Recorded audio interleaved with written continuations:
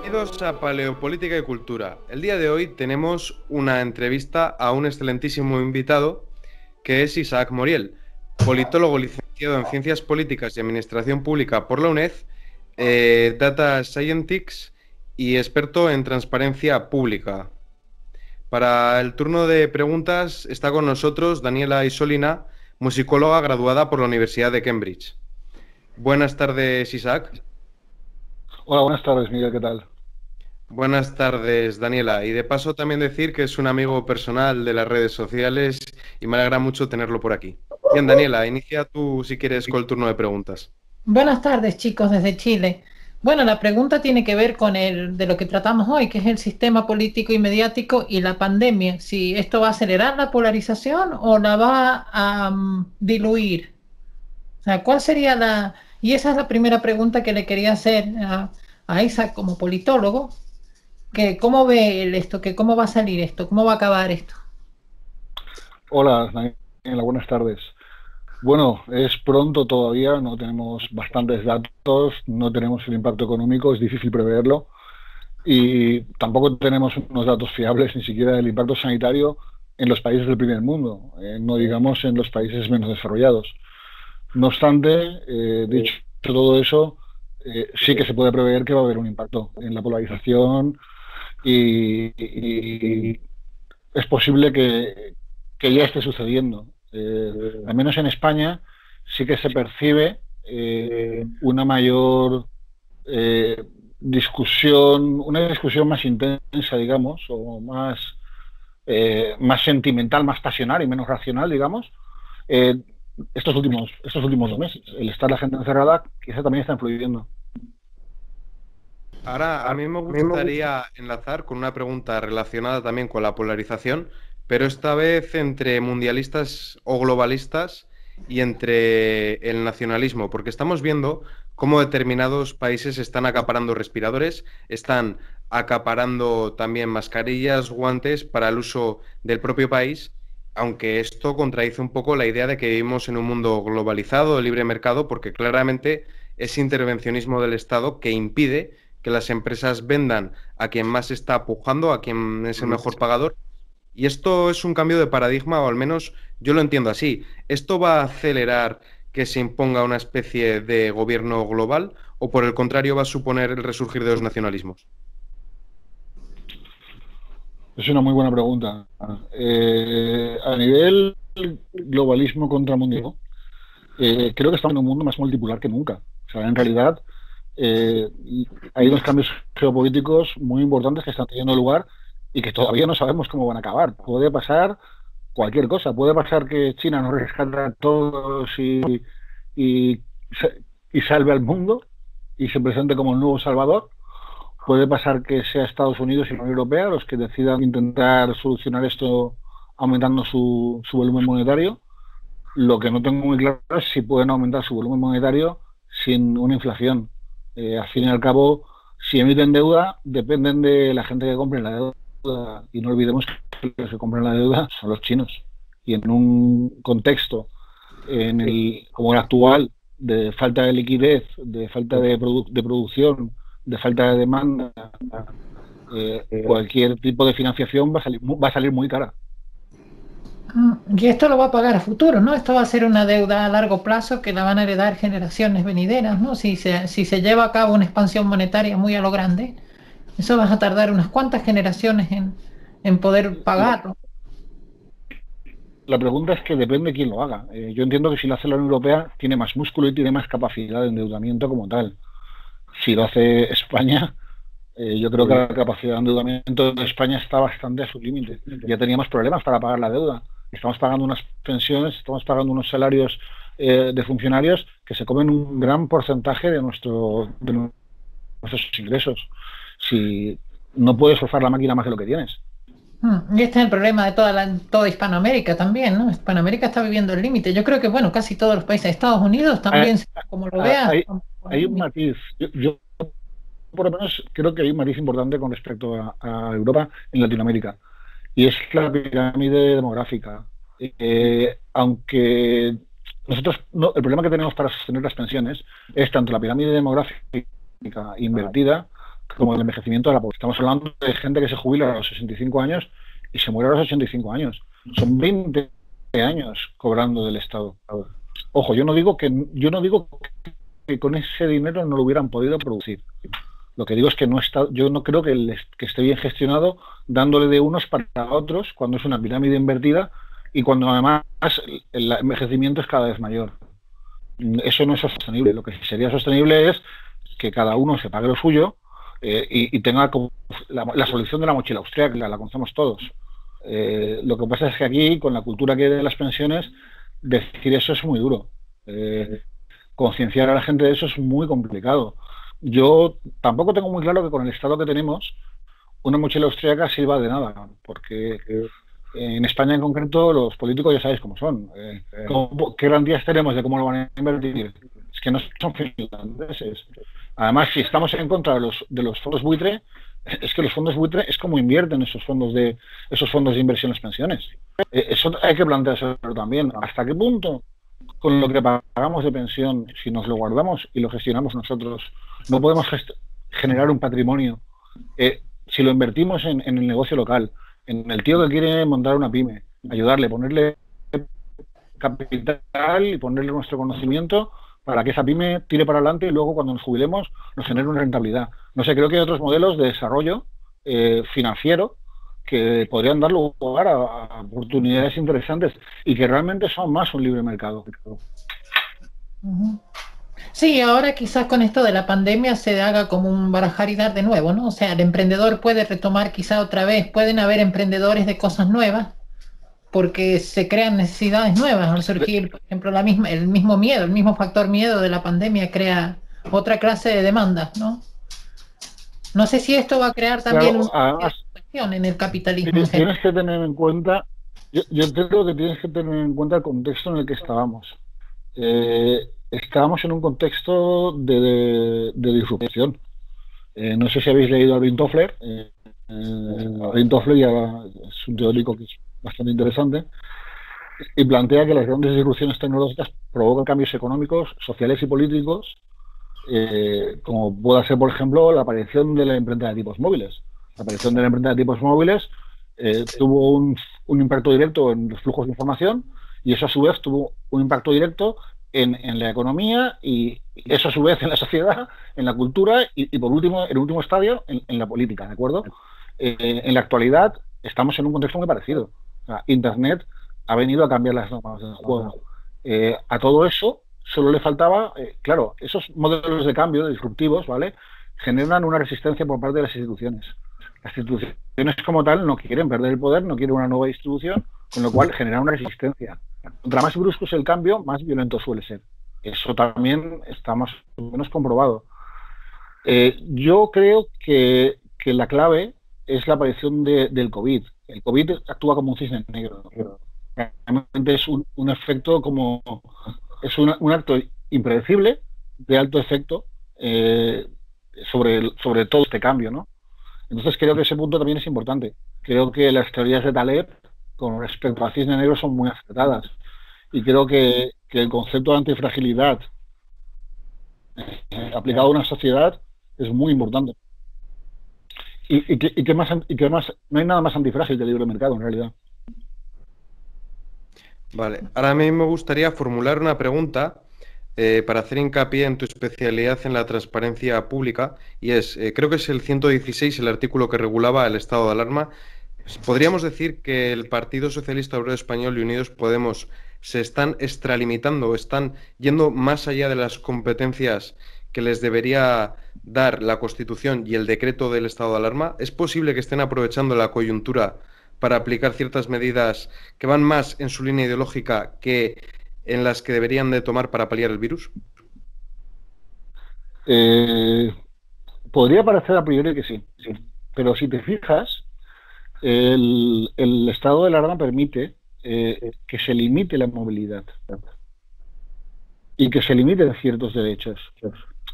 No permite restringirlos completamente, ojo, pero sí que permite limitarlos.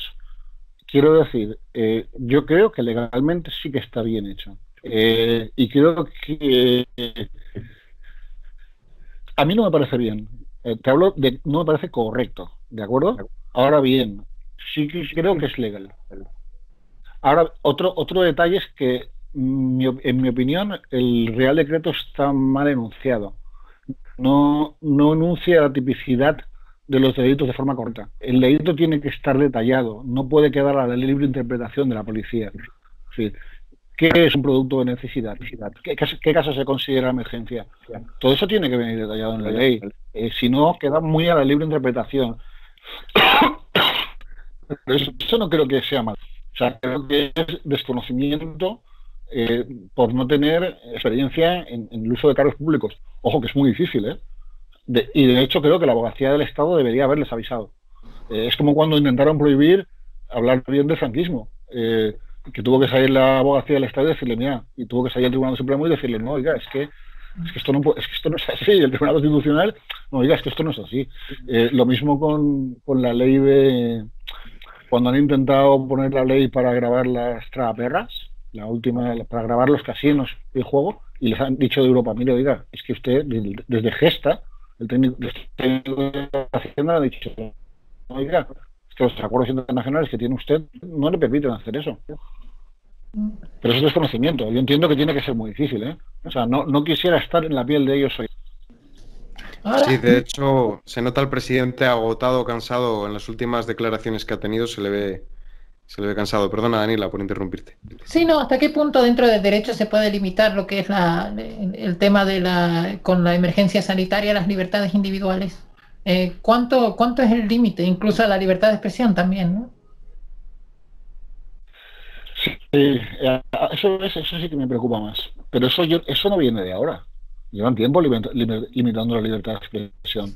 Te recuerdo que hay un montón de raperos que han estado con procesos judiciales. Te recuerdo que yo mismo he tenido que ir a testificar a Madrid por escribir en Facebook y ser por el foro. Eso no viene de ahora. Esto, bueno, ya... Y no lo han hecho unos, lo han hecho unos y lo han hecho otros.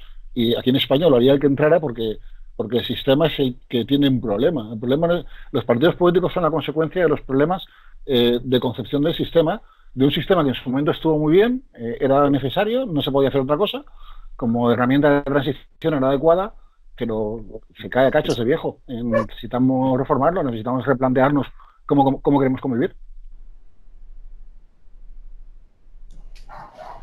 Sí, ¿Ves? Me preocupa, por ejemplo, que les hayan dado millones y millones, primero 15 millones de euros y ahora 100 millones de euros a los medios de comunicación. Eso sí me preocupa. Que sea lo primero que han hecho. En vez de dar esos 100 millones de euros a personas que no puedan pagar el alquiler o que o pymes que estén ahogadísimas. Quiero decir, ahí es donde se ve un gobierno social. Es lo primero que han hecho los suizos. Tardaron 3 días o 5 días en que el dinero le llegara a la gente. No es tan complicado. Si hay voluntad política, no es tan complicado. Una pregunta clave quería hacerte a Isaac. ¿Cómo ves tú esto de que va a aumentar, tú crees, lo que es el control de la opinión pública con esto del COVID? Porque convengamos que ¿cuánto ves tú, esa sería la pregunta, de impacto mediático en esto? O sea, de un intento mediático deliberado de crear una especie de miedo. ¿Ves algo de eso o no? ¿O es simplemente...? Aquí hay varios efectos que se solapan, ¿vale? En primer lugar, tenemos el efecto del que hace la publicidad institucional y la publicidad de las grandes empresas en los medios. Ellos, al fin y al cabo, viven de eso. La publicidad de otros medios se ha hundido, te lo digo porque gestiono cuentas de publicidad, y la publicidad del comercio normal se ha hundido. Está la de las grandes empresas y la institucional, te queda esa. Entonces eso es una fuente de ingresos muy importante para ellos y por ahí están bastante comprometidos. Su independencia, en cierto modo, está comprometida. Luego también tienes el efecto que produce el clickbait y el infotype. O sea, el público no te demanda un producto como el que estamos teniendo nosotros aquí. No es un producto cultural para todo el mundo. Es un producto cultural para la gente que lo entiende y lo demanda. El producto que demanda la gente en general, el público, el público de escala, digamos, ¿no? El público grande, el que genera dinero, ese público busca otro producto. Busca un producto, pues, como esta noche, que es algo así como si hicieras un Sálvame de política. Pero ¿cuánto crees que va a durar eso, Isaac? Lo del progresismo y lo de la sexta y lo ¿El de todo esto. control? No, lo que es la cuestión del monopolio Es que el mediático. control viene... Lo que veo es que No, puede no, dar. no hay un monopolio. Hay una lucha de los dos poderes, al bestia. O sea, y lleva tiempo, y no es de ahora, ahora se está acrecentando, y esto simplemente está sirviendo para acelerar el proceso. ¿Vale? El proceso ya estaba dando lugar. Steve Bannon es el que está, por ejemplo, detrás de muchos de los bloques identitarios, detrás de UKIP, detrás de Trump, detrás de Vox. Toda esa gente tiene un mensaje muy claro, un mensaje muy fuerte. Y de hecho, los medios partidistas, ya antes de la crisis actuaban como cámaras de eco. Ujú. Hoy Sí, en día, hoy en día el problema es que los grupos intermedios, los grupos de debate político, donde había espacios para el debate y donde podía existir una tolerancia, se están cerrando, empiezan a desaparecer esos espacios, porque hay unos de un lado, otros de otro, con un discurso absolutamente, eh, digamos, ya no polarizado, sino casi extremista, eh, y llamadas no digamos a la insurrección, pero sí a la desobediencia por unos y otros, y no es el mejor no es el mejor eh, entorno para tener un debate razonado y razonable. La sociedad que siente mucho es una sociedad que piensa poco. Los gráficos en U de polarización política eh, se caracterizan precisamente porque la gente siente, no piensa. exacto. Es todo por sentimiento, se guían por sentimiento. Pero tiene que haber algo, ¿no crees tú como politólogo? Es como el sesgo de... Dime, Isaac, perdona. ¿no crees tú como politólogo? El otro día lo escuchaba a Joe Rogan y ¿no crees tú que decía que este virus no lo ha inventado un dictador? No digamos que lo ha inventado un dictador, pero sería el sueño húmedo de un dictador, ¿no? Porque puedes imponer en virtud del miedo a la pandemia, puedes imponer los límites de la libertad que un poco te puedan dar la gana en un momento dado, ¿no? ¿Cómo ves tú esto? ¿Ves que esto puede potenciar ese tipo de actitudes por parte del poder? Claro, al poder le viene muy bien estas cosas. Lo que pasa es que, por otro lado, se va a producir un efecto contrario también. El estar todo ya conectado a Internet hace que la gente se asocie más, hable más, conecte más, se creen vínculos sociales. Por ejemplo, aquí en España, tú ves a la gente ya no solo aplaudiendo en los balcones, como están ahora mismo, Ujú. sino produciendo máscaras, ayudándose unos a otros.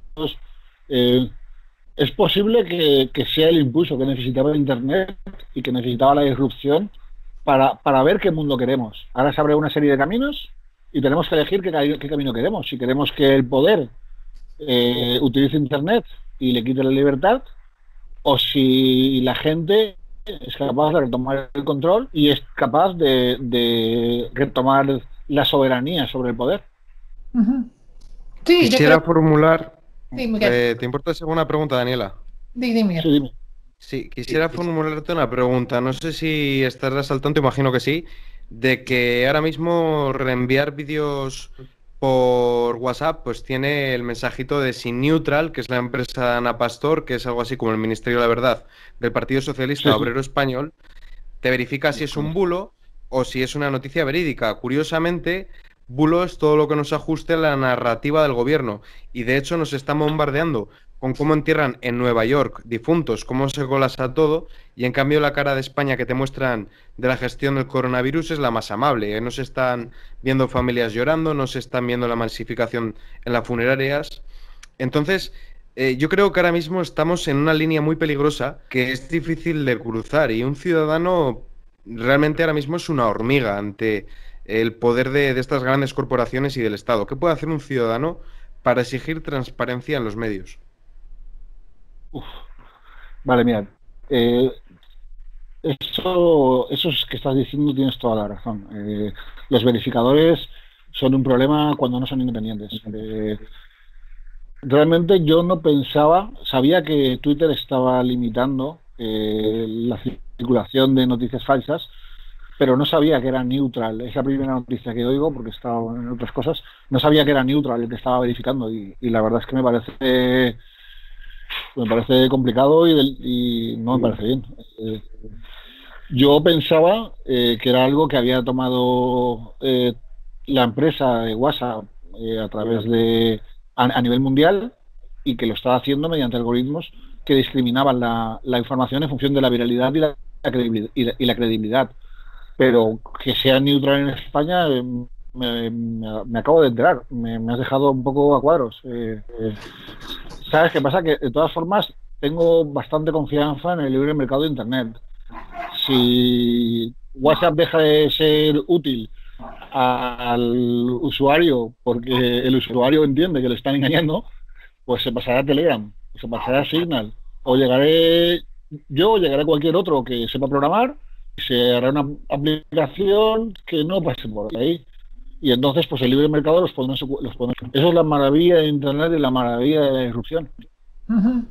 Sí, pasa mucho con cosas como este canal, ¿no? Que sufrimos bastante censura a veces, porque hay opiniones que son controvertidas y que no las acepta muy bien el sistema. La misma algoritmo los rechaza, ¿no? Lo rechazan. Ahora, ¿cómo ves esto de los acelerantes de la polarización? ¿Crees que hay acelerantes de la polarización? En realidad, cosas que vayan a hacer a partir de ahora que la gente se polarice más todavía. A ver, espérate que venga el golpe económico que verás. Sí, Claro, sí. claro. Claro. Que Yo no sé, Miguel, cómo lo estará viviendo en su entorno, pero yo oigo diariamente gente de pymes que está muy, muy fastidiada. Gente que iba al día, trabajadores de base, empleados con poca estabilidad laboral, que están realmente viviendo de la ayuda. De la ayuda de sus familias, de la ayuda de sus niños. Pensar que eso no puede tener consecuencias sociopolíticas. En mi gremio ha ocurrido lo contrario. Como ahora están haciendo ERTES, pues la seguridad privada está desbordada y nos está metiendo en fábricas que se están quedando vacías para que no entren a robar y estamos haciendo turnos exhaustivos de 12 horas. Se ha pasado justamente lo contrario, que hemos pasado de trabajar la jornada lógica a tener sobrecarga de trabajo. Pero sí, yo conozco varios casos.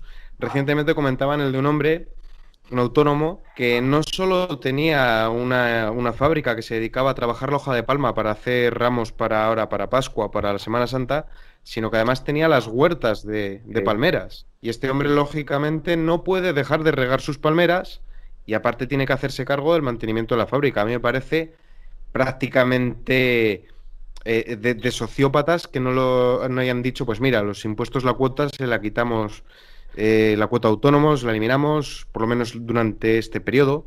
No necesariamente dar dinero público, que también podría ser una opción, pero por lo menos no asfixiarlos con impuestos. Y sin embargo este gobierno pues ha priorizado mantener su gasto público y para que no haya déficit fiscal, mantener los impuestos. Yo creo que se equivocan y daban cifras verdaderamente alarmantes, como que se puede llegar a alcanzar los 9 millones de desempleados, que sumado a que ya tenemos el 40% del gasto público comprometido en el pago de las pensiones, pues nos plantea un panorama muy desalentador, muy desolador, perdón, para España. Bueno, imagínate todos los dueños de bares, ¿no? En España, ¿quién que no? Hay zonas de España en las que cada esquina tiene un bar, ¿no?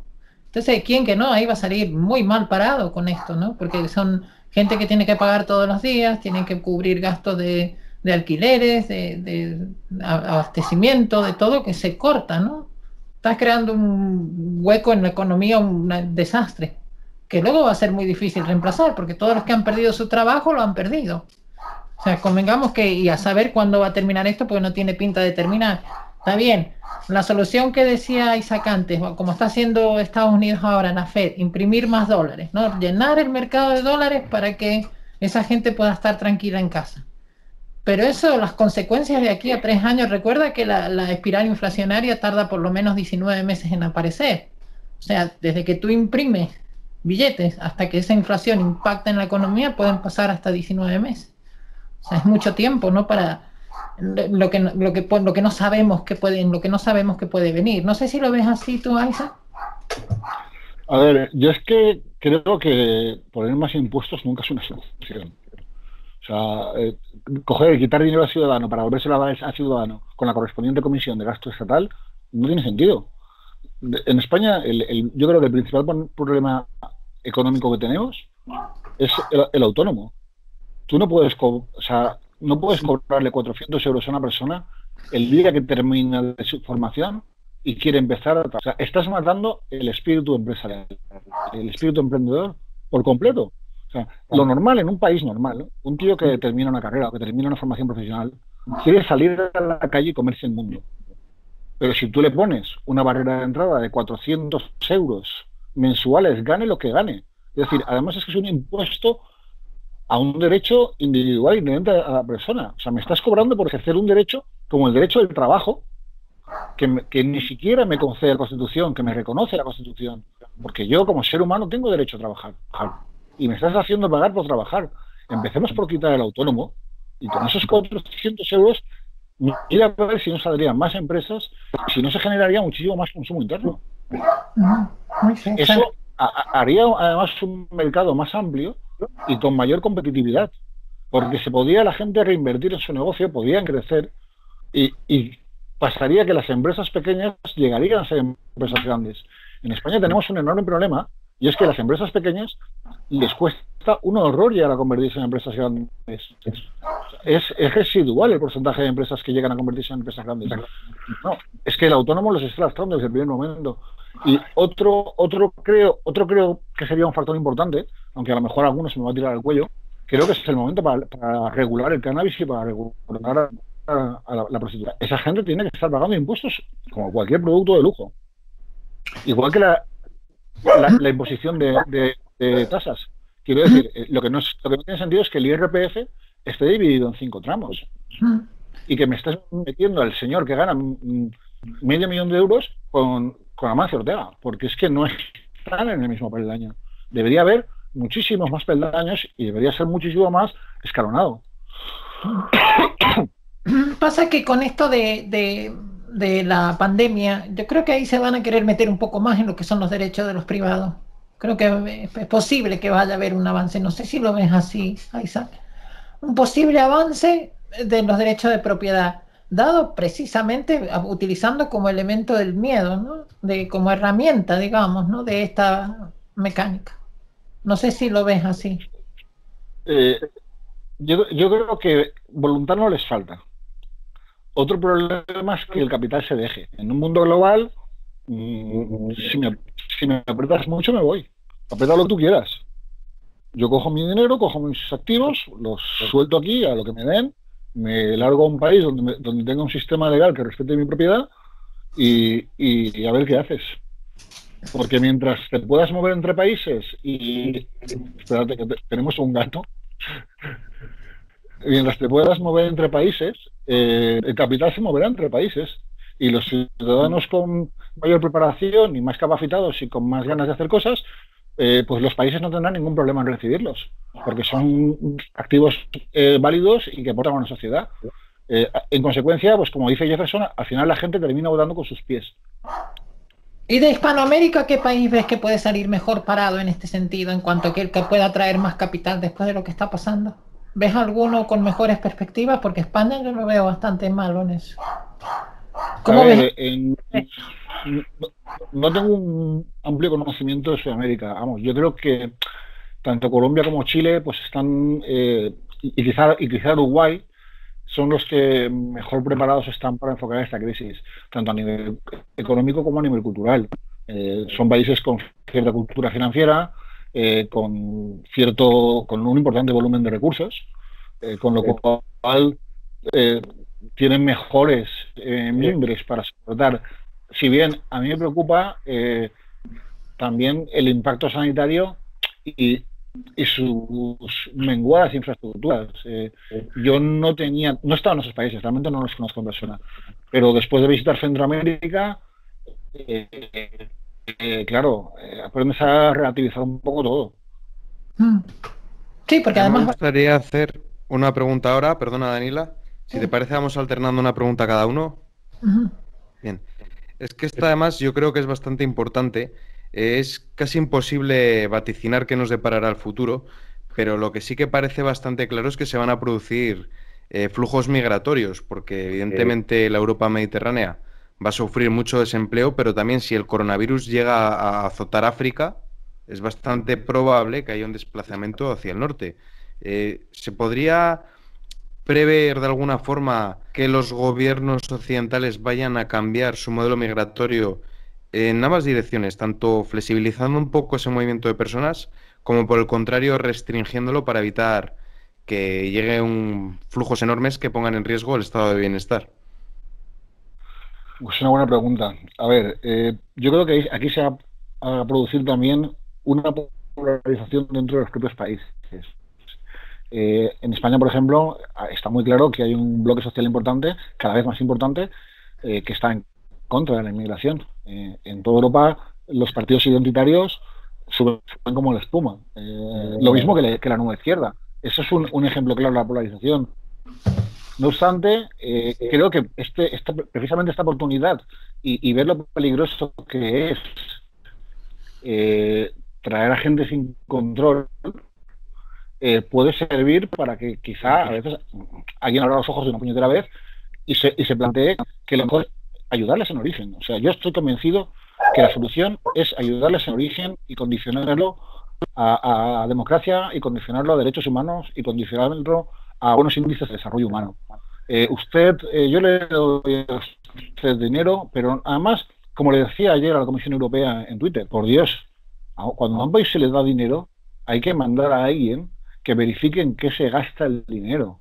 Y más países donde la democracia y la cultura democrática no está tan consolidada como en los países de Europa del Norte. Nosotros somos latinos, no somos escandinavos ni centroeuropeos. Somos latinos y nuestras democracias no están tan desarrolladas como las suyas.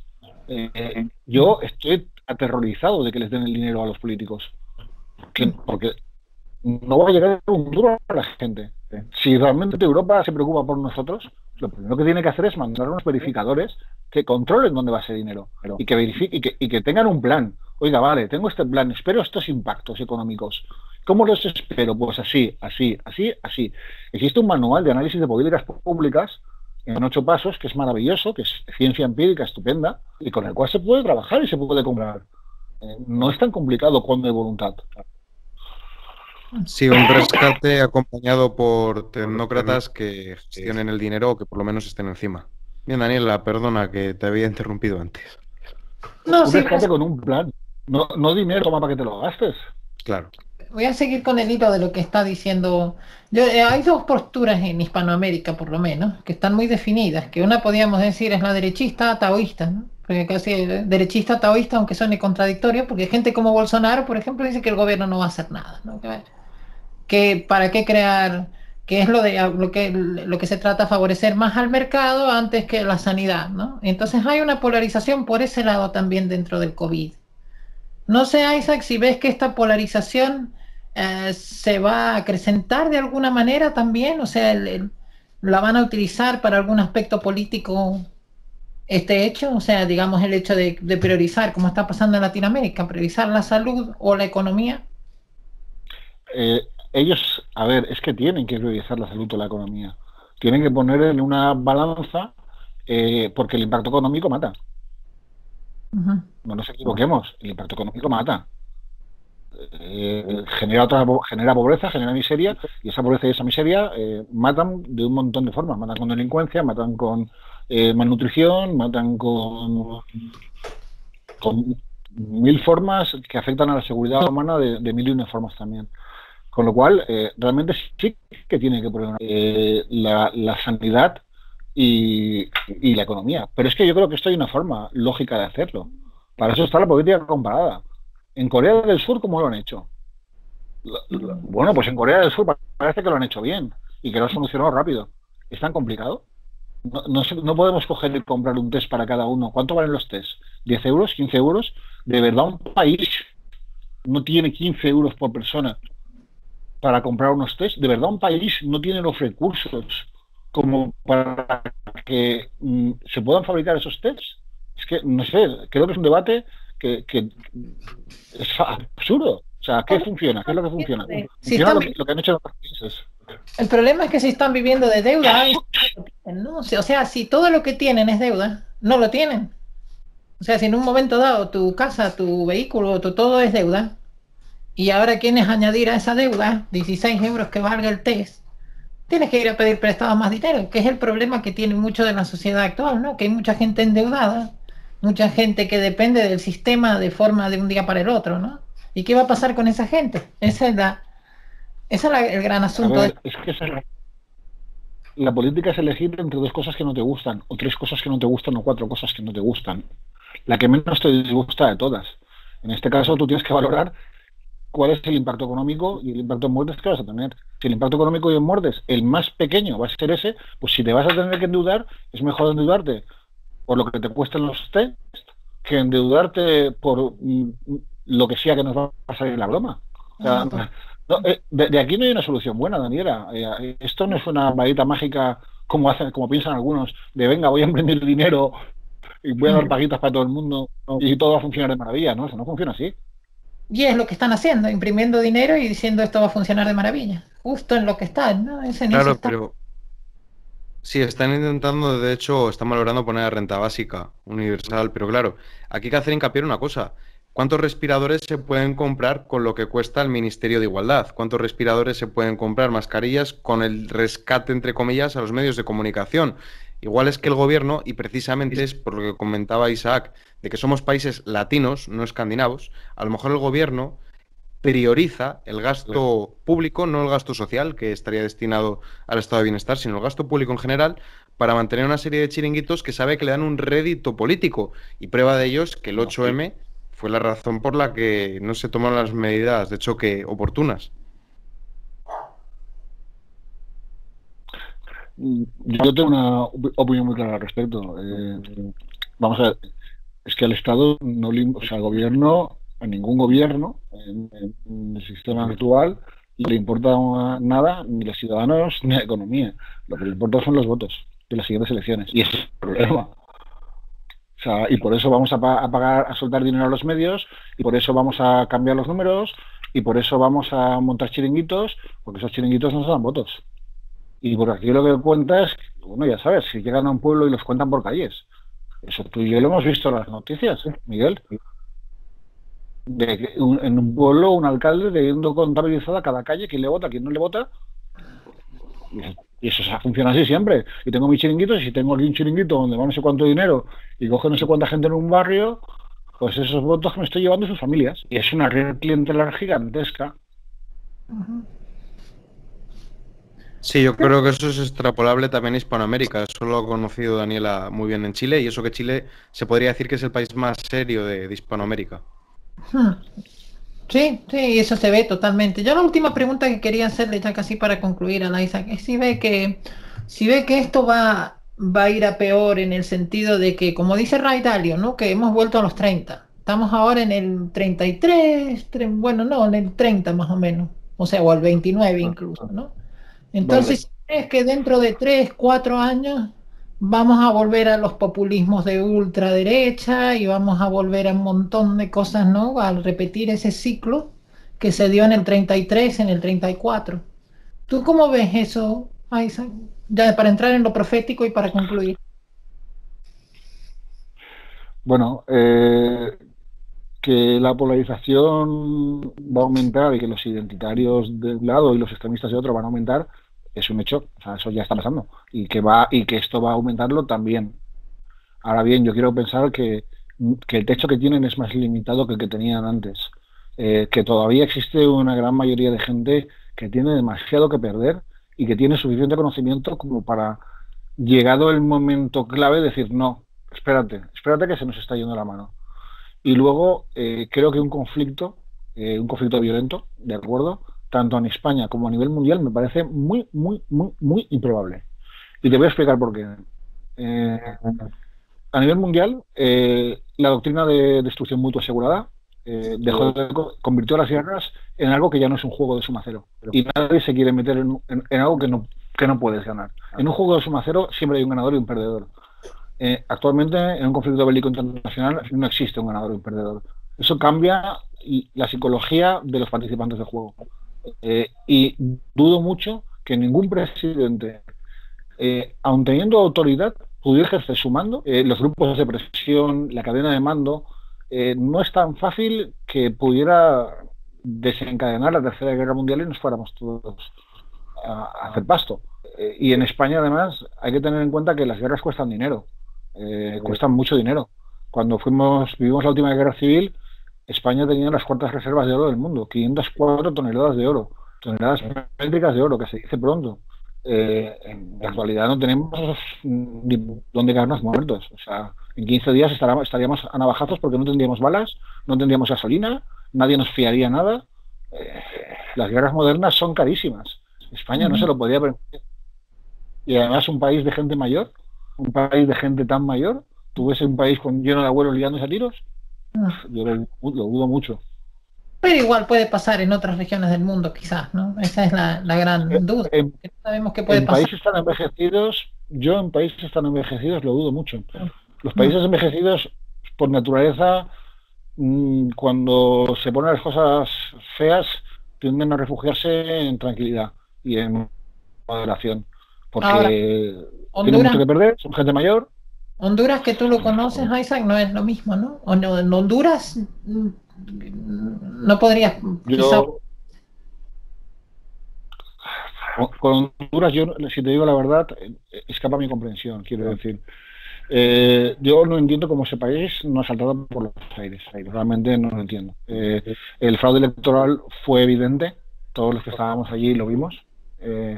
No se podía negar, cualquiera que tuviera un mínimo de formación y lo viera, el sentir del pueblo hondureño era un clamor contra el presidente y este hombre sacó a los militares y los puso a disparar sobre la población civil que se estaba manifestando. Estamos hablando de un señor que su hermano está condenado por narcotráfico en Estados Unidos por conspirar para introducir, si no recuerdo mal, 12 toneladas de cocaína, conspirar creo que para homicidio, tiene varios cargos bastante pesados y este hombre sigue en el poder, en un país con tantísimas armas, con tantísima gente joven. Realmente muchas veces me pongo en qué pasaría en esas circunstancias si España tuviera esa población, esa cantidad de armas con el carácter que tenemos los españoles. Eso sería el acabose, se montaría un cisco tremendo. Sí, y además los españoles tenemos la fea costumbre de liarnos a tiros entre nosotros. De hecho, la historia de España está marcada por los pronunciamientos militares y por los golpes de Estado. Exacto. Correcto. Sí, eso iba a decir, que el carácter mismo lo crea, ¿no? Muchas veces es un carácter que tiende a polarizarse y a ser expresivo de eso. Que no sé hasta qué punto, quizás haya un extremo al otro, ¿no? Honduras sea un extremo de la hispanidad y España sea el otro, ¿no? Uno es el más joven y el otro el más viejo. Pues me imagino que Honduras debe tener una tasa de juventud más alta, ¿no? Como África un poco, me lo imagino, ¿no? El país de los niños, el continente de los niños. Yo suelo hacer una analogía más bonita y yo utilizo la palabra democracia, ¿vale? Tú fíjate que es como la palabra vehículo. O sea, realmente no te está dando muchos detalles con respecto a lo que estás utilizando. Es como un vehículo es un transbordador espacial y un vehículo es una bicicleta. Pero claro, no son iguales. Pues la palabra democracia, fíjate que incluye, tú ves España y ves Honduras y digamos que son los extremos de la democracia entre los países de habla hispana, ¿de acuerdo? Pero lo más curioso es que si tú amplias ese espectro a los países de la democracia, digamos, Honduras es un extremo, España es el punto intermedio y Suiza es el otro extremo.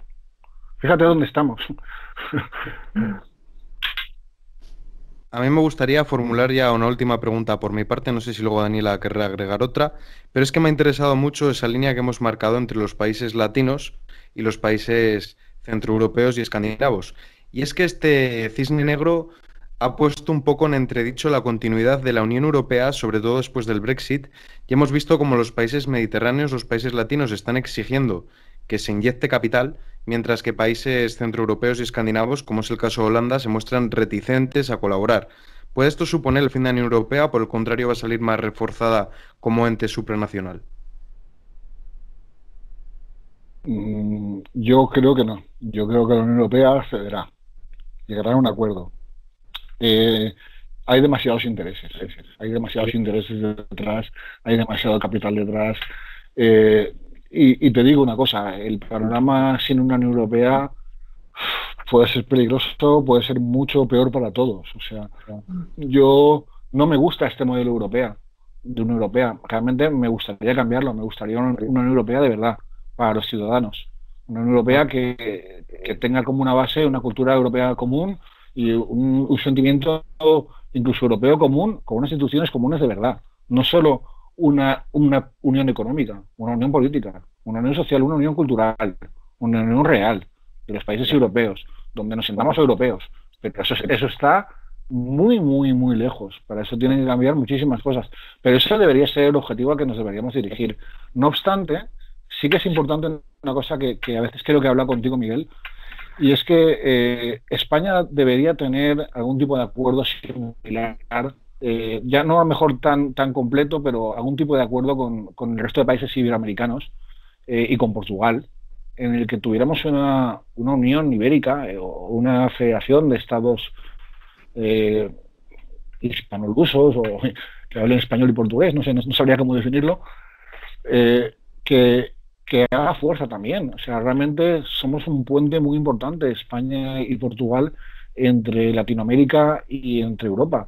Y creo que a Latinoamérica y a Europa le vendría muy bien. Latinoamérica necesita quitarse, ser un poquito el patio de atrás de Estados Unidos. Y creo que para eso nosotros los tratamos mucho mejor. O sea, nosotros nos sentimos mucho más cercanos a ellos. Yo realmente me siento muy cercano a un hondureño, a un argentino, a un chileno. Son casi como un primo de lejos, ¿no? Y fíjate qué curioso, cuando estás en una mesa con varios europeos, ¿vale?